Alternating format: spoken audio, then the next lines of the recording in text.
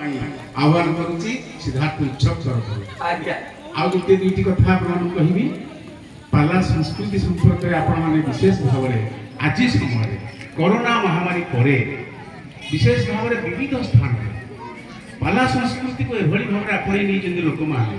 आपण बसा पाला कहतु खिया पाला कहतु मानसिक पाला कहतु वादी पाला कहतु मु कही लड़ाई पाला कही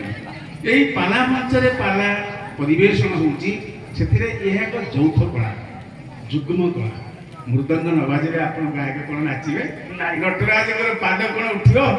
ତେଣୁକରି ମୃଦଙ୍ଗରେ ଯିଏ ଅଛନ୍ତି ଆପଣଙ୍କ ଗହଣରେ ମୁଁ ତାଙ୍କୁ ସର୍ବପ୍ରଥମେ ସ୍ୱାଗତ ଜଣାଉଛି ବାସ୍ତବରେ ଆପଣ ଏଭଳି ଭାବରେ ସଙ୍ଗତ ଦେଇଛନ୍ତି ଆପଣମାନଙ୍କର ଶ୍ରୀ ପାଳିଆଙ୍କ ଠାରୁ ଆରମ୍ଭ କରି ପାଳିଆମାନଙ୍କୁ ମଧ୍ୟ ମୁଁ ନିଶ୍ଚିତ ଭାବରେ ସ୍ୱାଗତ ଜଣାଉଛି ସୁନ୍ଦର ସଙ୍ଗୀତ ଆପଣ ପରିବେଷଣ କରୁଛନ୍ତି ମୁଁ ଆଜି ଦେଖିକି ଉପଭୋଗ କରିଛି ଆଉ ଏତେ ଜମାଣିଆ ଅଛି ମଞ୍ଚ वास्तव में यही मंच हवा उचित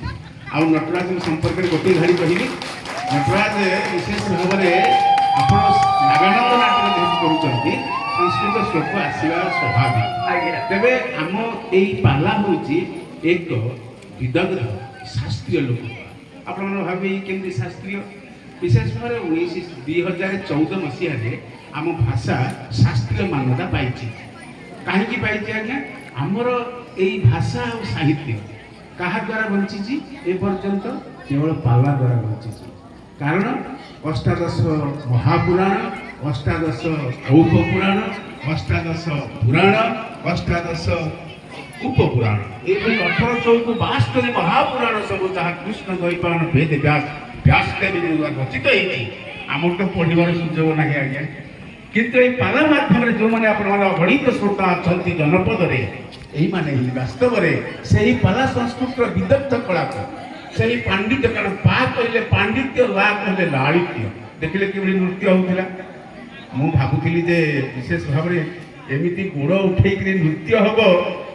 कारण लड़ई पालार जिते कार्य होता जड़े दासबाबू बोली एभली उच्चा उठिले कृष्णकर भंगी नृत्य करुले हार्ट स्ट्रोक हो गला आम मेडिकल नेलु जहाँ से बंचीगले परवर्ती समय जाजपुर समुदास तेरे बड़ कथा हूँ आप निजक आगे सुरक्षा देवे आप निजक विशेष भाव में युवक लोक निश्चित भाव ये रंगरस करेतु ये हूँ बादी पाला मंच निश्चित भाव में आपे जहाँ टंका पैसार हार लगी मो पक्ष स्वागत जनाऊँगी आ गोटे कथा कह कारण आज्ञा पुराण हूँ इतिहास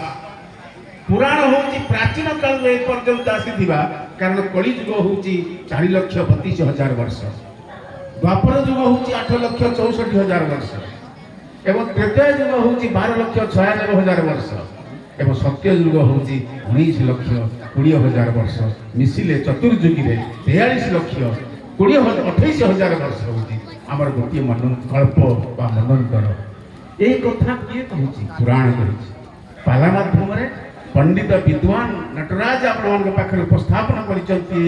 संस्कृति को पांडित्य को जे शुणे से पंडित हे जे न शुणे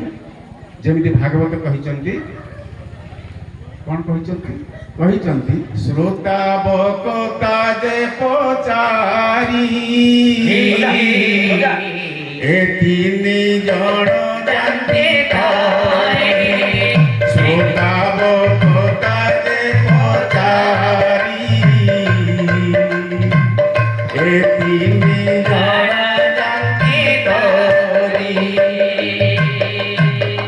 माँ मैंने शुणुंट कारण माँ मैंने होती अपना माँ मान संपर्क कहते पिता धर्म पिता स्वर्ग पिता ही परामाता तेणु माँ मैंने बापा मैंने होती आमर संस्कृति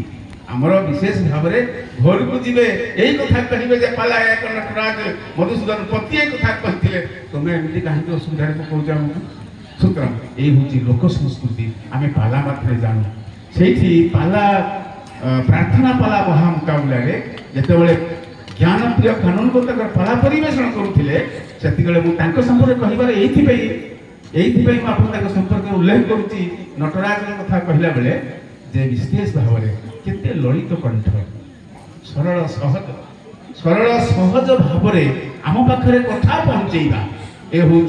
विशेष भाव में आम पाखे गौरवर कथा आउ गोटे कथा कहबी मलयाचल पर्वत कथा कहिसंती मु चाहूଥିଲି ଆପଣଙ୍କୁ କହିବା ପାଇଁ ଯେ ମଳୟାଚଳ ପର୍ବତଟା ଆମର ପଣ୍ଡିତ ବିଦ୍ୱାନ ବୃନ୍ଦ ମାନେ ବସୁଛନ୍ତି କଥା ହଉଥିଲେ ମଳୟାଚଳ ପର୍ବତଟା କୋଉଠି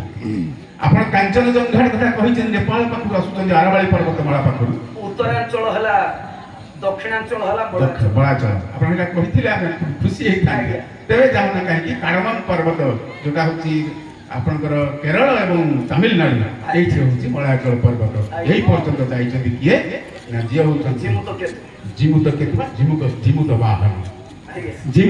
ଅର୍ଥାତ କର୍ଣ୍ଣଦାତା ବଳିଦାତା दाता जिमुत बाहन एवं हरिश्चंद्र शिविदाता मोक्षदाता जनार्दन आप सुंदर भाव में विषय वस्तु को उपस्थापन करते आम विशेष भाव में कवि सम्राट उपेन्द्र भंज पाखे ऋणी जे कवि सम्राट उपेन्द्र भंज गोटे पद गाइले जे कहते संस्कृत साहित्य प्रतिस्पर्धी कवि कवि सम्राट उपेन्द्र भंज उल्लेख कले जे शब्द सागर मु पारी कौटी यही माटी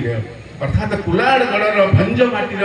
प्रदीप आम ओडिया भाषा साहित्यर कंडारी से हूँ कवि सम्राट उपेन्द्र भंज सब लिखि सारा पर गोटे कथा कहले कहीदेवी से कथा नीलाद्रिश 34 कहले क्षमा निधि कुबारे क्षमु दर्शन रे क्षिति ख्याति कुसमर्पी क्षमा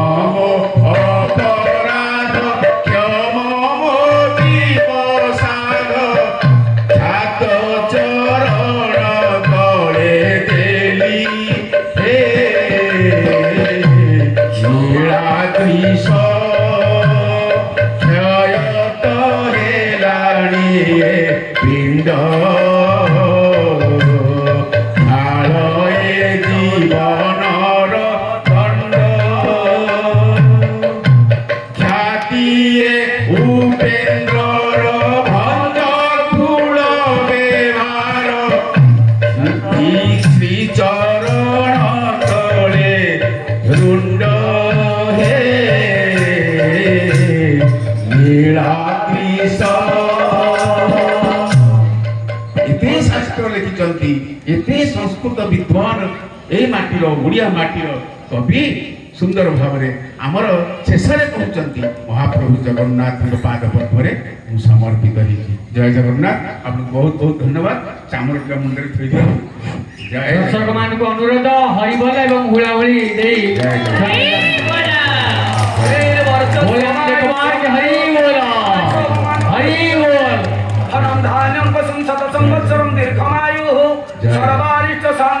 सर्वारिष्ट शांतिरस्तु मार्कंडेय चिरजीवितस्तु 10 सहस्र ब्राह्मणानाम् आशीषं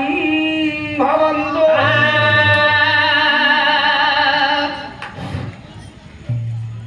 डॉक्टर निरंजन रथ निरंजन साहू साहित्य जगतर महारथी कहले अत्युक्ति हेबनी साहित्य पुराण वेद ये